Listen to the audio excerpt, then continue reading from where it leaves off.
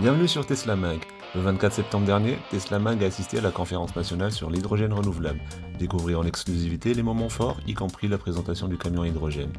Abonnez-vous à notre chaîne YouTube et profitez de la vidéo.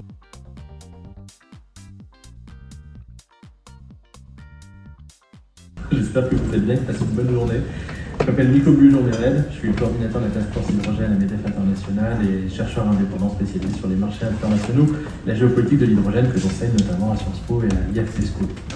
Je voudrais remercier Jean-Pierre, toute l'équipe d'HB Entreprises, parce que depuis la première édition, c'est devenu un peu une sorte de tradition. J'ai le plaisir et l'honneur de vous faire une espèce de topo en moins de 15 minutes sur la géopolitique, les grands enjeux internationaux autour de l'hydrogène. Je sais que ça fait beaucoup. L'hydrogène renouvelable bas carbone s'inscrit-il dans ces enjeux?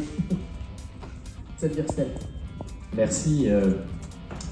Vaste question qui est vraiment née pour ADP, comme on le dit souvent, au Bourget, au salon du Bourget de 2019, le salon où l'ensemble de l'industrie de l'aérien a compris que la dernière goutte de kérosène ne serait pas forcément pour lui et que la transformation énergétique allait être à la base de sa propre transformation industrielle avec une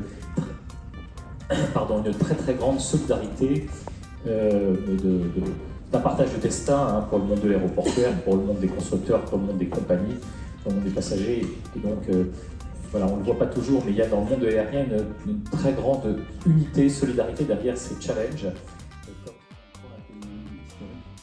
Parce qu'à l'Organisation maritime internationale, en juillet, pour la première fois, l'ensemble des nations a exprimé une trajectoire de décarbonation pour le maritime, avec des points d'étape en 2030 et 2040. Donc ça c'est important, parce que de manière concrète, ce qu'avait fait l'Europe au niveau du fuel a été exprimé au niveau mondial.